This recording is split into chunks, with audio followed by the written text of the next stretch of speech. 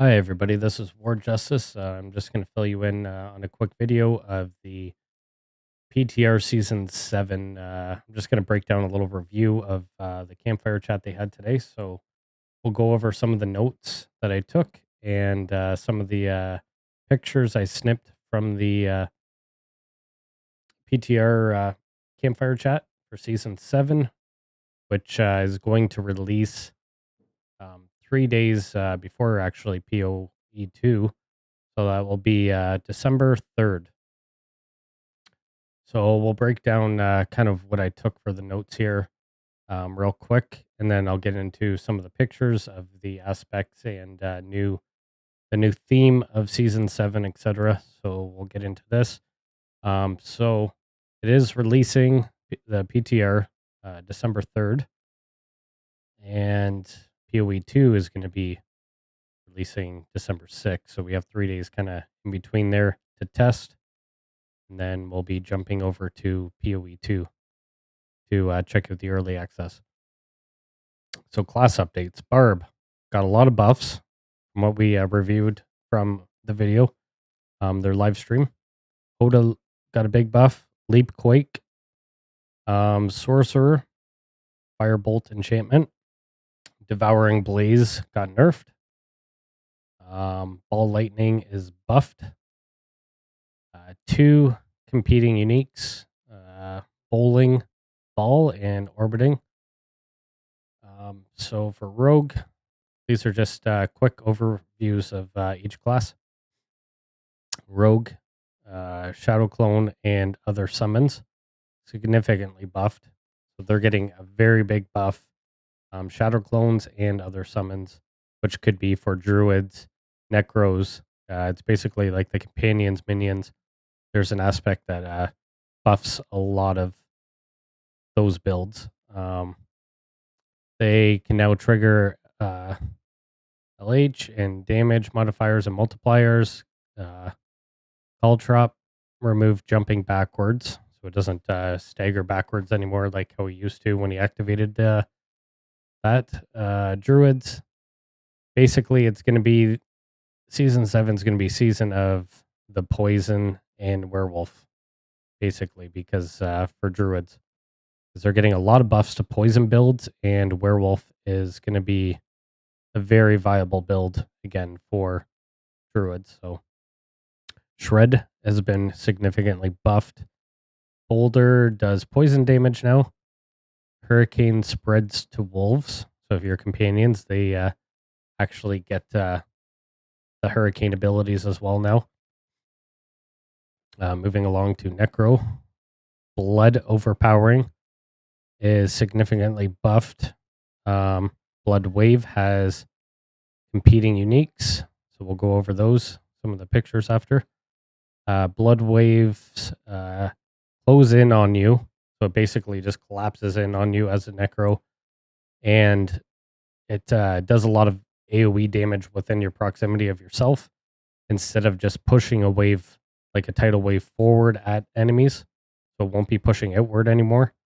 It'll just be 2 waves kind of collapsing in on you. So Spiritborn, we knew they were going to get nerfed. So the Kapaleki has been nerfed. It did have a 3% on the actual bottom passive there. Now it's been reduced down to 0.5.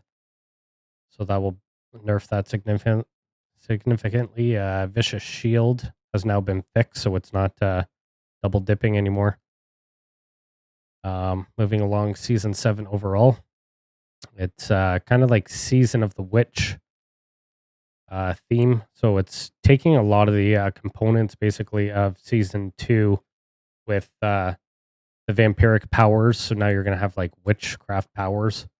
And then you'll have like 5 legendary unique powers and then 5 legendary powers and then 1 unique power.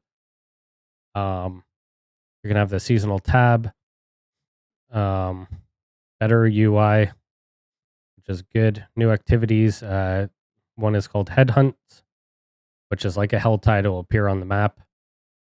So you'll just go to that area and then That's where kind of the seasonal theme will be. Special powers in the world. So you'll have special powers, new whispers. So you go to the whisper tree, and it's going to be basically the whole town with by the whisper tree is going to be revamped into like a whole new area there. You're going to have new quests, new bosses. Um, their heads give you occult gems. So the occult gems, I mean, um, only go on jewelry. So your two rings and then your amulet. These are new gems that basically give you special abilities, kind of like the ruins, but they're different. We'll go over those in the picture. Unique effects that fine tune your build. So again, that's only jewelry. Um, only in season 7. Nutria Whisper Town revamped, which we went over. More stuff, easier to navigate.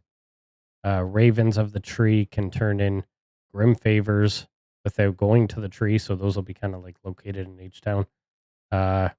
Ancestral caches are rare spawns or spawns for better rewards. Paragon XP moves to Eternal Realm as well. Ancestral items are now buffed, easier to obtain. So they did mention that ancestral gear is a little easier to come by now. Not as hard as it was like season 6. It was very unlikely to get one. They almost made it a little too difficult and didn't happen as often. Only have to do class quests one time, which is nice. Armory loadouts, so it's free. It doesn't cost in-game gold. You'll be saving classes that you like, certain builds to the armory. Say if you're on a Sorcerer and you have a fire build, and then you have a chain lightning build or something, you can just save. It will have tabs for save to your chain lightning, your fire build, and then whatever to say like a frozen build, and then you can just easily change back and forth between those builds in the armory loadout. So that's very nice change they're adding. Some of the items we went over things here. So walking arsenal, that'd be for like your barbs. So now before it was doing dual wielding weapons 8% increased damage for 10 seconds. Now it's doing 15% with dual wielding weapons, so a little bit more. And then instead of 10% attack speed with ground control bonuses, now it's 20%. So before and after. So that got a bit of a rework. Barbarian aspect of earthquakes. So before it was doing 1200, now it's doing 22. So it doubled, and then you're getting an additional 15% to earthquakes. So earthquakes got a nice buff. Aspect of incendiary fissures. Your earthquakes deal 55%. This is a new aspect. Increases damage, and their damage is converted into fire, which is very interesting. That'd be fun to test out. Fireball enchantment. Before it did skills apply up to an additional 23%, which was their 2200 burning damage over 8 seconds. Now it's been changed to dealing burning damage has a 10% chance to heal you for 4% of your max life. And as well, devouring blaze. Before it was your critical strike damage against burning enemies, you get 7%. Crowd control increases 10x. Now it's your pyromancy skills deal 10% increased critical damage, strike damage. So that's kind of a nice change. Ball lightning. Now instead of hitting close enemies 50 times with ball lightning, your next cast it says stuns enemies. Now with ball lightning deals 30% increased damage against stun enemies. So that's amazing. Nice change there for ball lightning. Wizard ball lightning. Before it was your ball lightning. Enemies hit at least 4 times by cast ball lightning and crackling energy. Now it's casting ball lightning forms to crackling energies. So that'd be awesome to kind of see the difference there. This new unique. This is for your Sork. Now chance for ball lightning projectiles to cast twice. Chance to cast a super ball lightning. So this is going to be very cool to check out. Critical strike damage, 250% ball lightning projectile speed, +4 to ball lightning. Like this thing is just going to be, it's going to knock that build out of the park. So ball lightning splashes on contact for 100% increased damage and stuns enemies. That's awesome. Again, like just this unique will make that build kind of its own thing.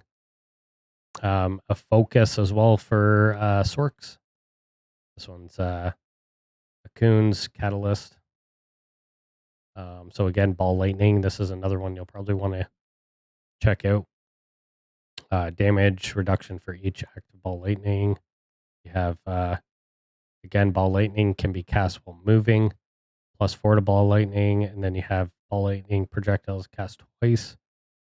This thing right here is pretty cool. Ball lightning orbits you, creating static field that damage all enemies within 480%. So ball lightning damage per active ball and granting unhindered for as long as the field is active. So that's very cool to kind of see some changes to some of the builds that we used to like playing. Ball lightning will be a lot of fun again. For Druids, Shred. It's now, Shred's third combo attack is larger and applies additional 200%. So that's 559 poisoning damage over 5 seconds, causing enemies to take 30% increased poisoning damage for 5 seconds. So that's awesome. So a lot of poison. You could do like a poison shred build, or like a shrednado.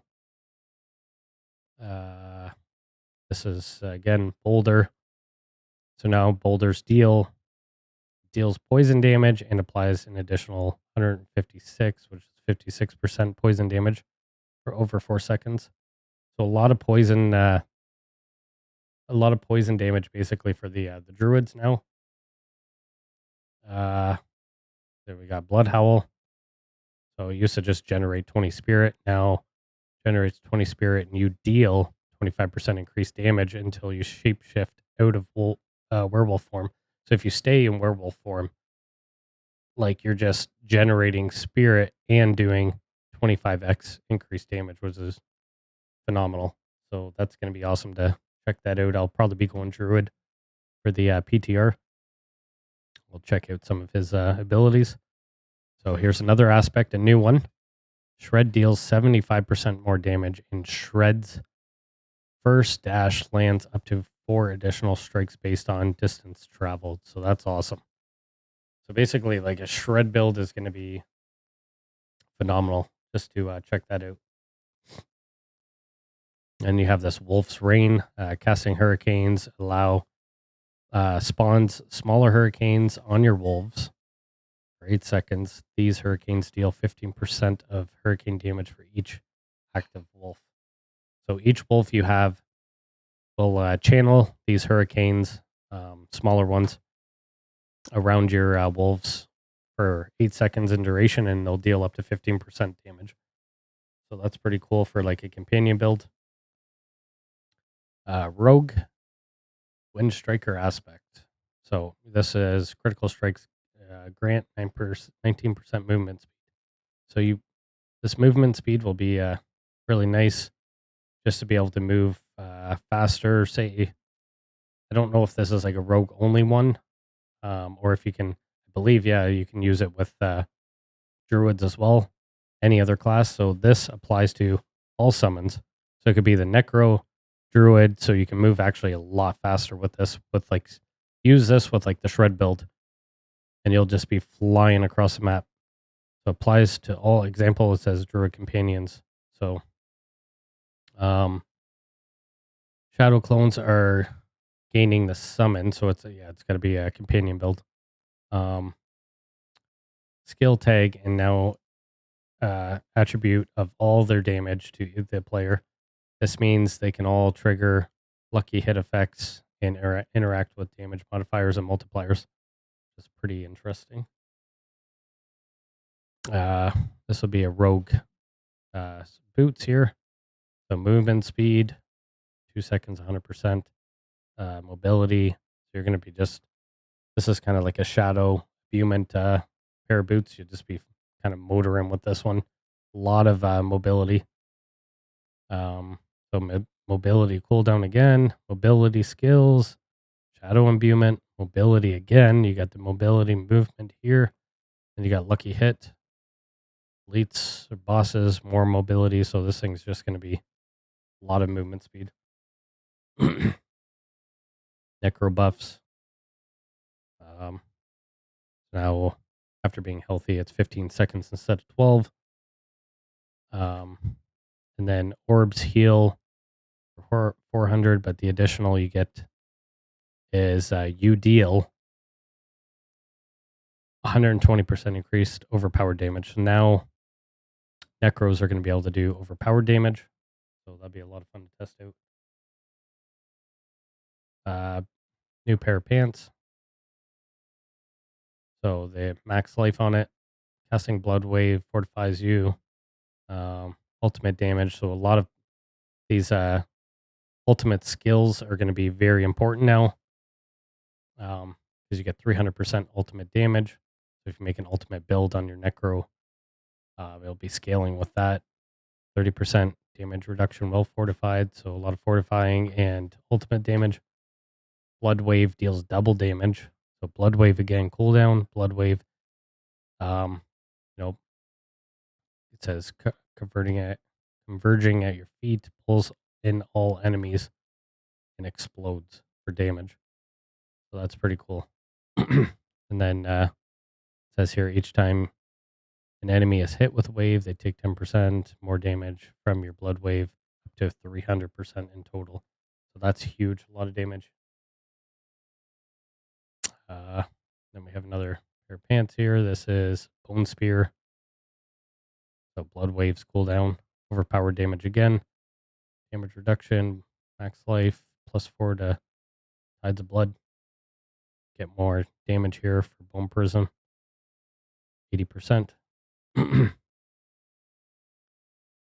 of move along. Kapaleki, we've seen that it got a nerf. So only thing that's changed is now it's not doing 3% for the critical strikes, stacking with your vigor. Now it's only doing 0.5. So there's the or nerf there. So now Centipede and Razor Wings are going to get a buff in the new season. New legendary aspect. So this is for Spiritborn aspect of Endless Talons. So again, this will be really good to test out with the Razor Wings as they're getting a buff. Hitting an enemy increases equal skill damage by 1% for 4 seconds up to 50%. Razor Wing critical strikes grant 3 stacks. So that's a nice aspect for the Razor Wings. Moving on to the Spiritborn's ring. The only thing that's changed on this was now you get chance for Pestilent Swarm to deal double damage. So that's nice. Nice change there. Moving on. So some of the ultimates. So Lacerate for Druids. Critical strike damage is 123%. So you're getting a lot of crit damage on this now. Cooldown's better. Basically dealing up to 120,000 damage, basically over just 38,000 it had prior. Soul Rift. Now it has lucky hit chance for 23% for the 8 seconds, and it's dealing 91% damage per second. And then as well here, you're getting your max life 20 for 5 seconds with your barrier. Um, and then every 30 souls consumed refills one of your healing potions with the lifeblood of your tortured victims. That's interesting to see that. Then this could be for the rogue or barbs there. Casting ultimate skill increases your damage. So now it's actually changed where ultimate skills increase your ultimate damage by 18 up to 180%. It stacks for 10, which is that's a lot. You're going to be getting like basically like 4 times the amount of damage plus your cooldown just on that aspect. So some of the rune words that got updated. Necromancers, um, aberrant, Iron Maiden, skills countering damage, enemies healing you, they die. So 100 offering. So that's tab, and then Sir, gain 300 offering, cast 5 skills, become exhausted for 3 seconds. And some of these other ones, they got some buffs as well. So this invoke Druid's lightning bolt stacking a nearby enemy.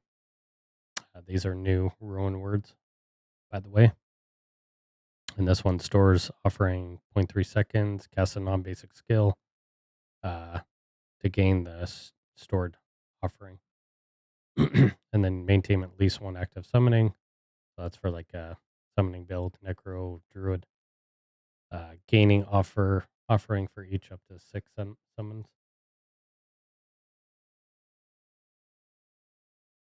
And this just shows you an idea of the witch powers, basically how it was in season 2 with the vampire skills, but now it's like a witch skill. So witchcraft skills. 5 normal powers, 1 unique power. So your unique is there. That's pretty cool. Here's one that says Firebat Servant. So it just gives you an idea of deadly swarm of Firebat swarm enemies every 2 seconds, inflicting 100,000 total fire damage over 10 total attacks. Enemies who suffer 15 attacks from Firebat Servants are stunned for 3 seconds. So that's just an example of one of them. And then collect Coven's favor at the Tree of Whispers. So this will be in the new revamped town at the Tree of Whispers. Unlock standard rewards, including items, materials, etc. At specific tiers, unlock more craft to learn.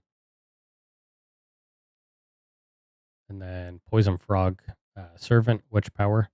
So these are like powers within the world. Summon a Poison Frog Servant that attacks and poison enemies for 1800 damage over 3 seconds. Additional Poison Frog will pull enemies towards itself, taunt them 1 second on death. Frog explodes, dealing 8,000 poison, instantly damage nearby enemies. This explosion will always critically strike. So that's pretty cool. That's a summon. And here's another one, Witch Power. This is just like examples of some of the Witch Powers. So this one kills or damage to bosses. Empower the orbs damage 5% and 100%. The orbs explode, dealing damage. Another one, Vengeful Spirit. This is a unique one as well. When Vengeful Spirit life is fully depleted, it rushes towards and up to 8 enemies, dealing 2,000 shadow damage. And here's another one. So this one, summon pulling enemies toward it. So summoned enemies towards it, dealing 40,000 physical damage in over 20 seconds. So it that's a pretty cool one. And then these are the new gems that you'll put on your amulet and your rings. So they can only be slotted in jewelry. They only last for the season. When items transfer to Eternal Realm, they disappear. So they will not stay. And this gives you an idea of the occult gems. Um, so obviously it does resistance and armor. Your agility, corpse, incinerate, mastery, weapon mastery, and wrath skills deal 25 increased direct damage to hexed enemies. While you have 3 or more Eldritch Witch powers slotted, gain 25% movement speed, then crit chance. Then this one, legendary one, for each of your Aurora and Hexes and enemies inflicted by, they take 4% increased damage from you. There's one of those. Paragon migration, unique power roll updates, ancestral items, drop rate, drop the top end of the aspect rolls. So ancestrals will drop top end of the aspect rolls. Baseline drop rate has been increased as well. Gem fragments, conversions, class quest updates, rewards unlock at the gated level. Class quests can still be completed. And here's the armory. So again, you can have your lightning build, fire build, ice build. Your whole build will be there. So you don't have to keep swapping between characters, which is amazing. Now that's the biggest thing basically I find out of this whole season that's going to really save time. Armory gives you option to save, loadout, name your favorite builds. Armory loadouts are character bound. Changing between loadout slots will differing Paragon loadouts does not cost gold. The armory can be accessed through Sanctuary, Citadel, True Whispers, and training areas. Um,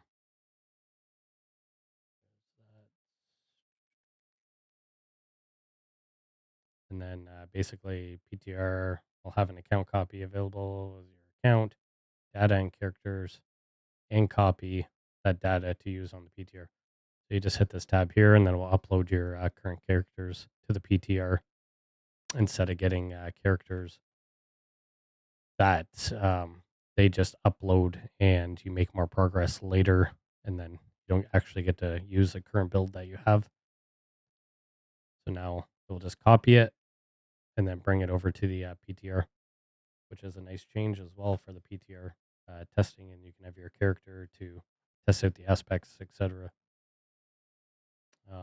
So that concludes basically the overall PTR for season 7. That comes out December 3rd, probably around 1 p.m. Eastern time. So we'll be testing that out closer to date, and 3 days after, it'll be Path of Exile 2 early access. So lots to do, and we'll be streaming all of it. So I'll catch you next time, and we'll be live testing the PTR. All right, everybody, have a good evening. Cheers.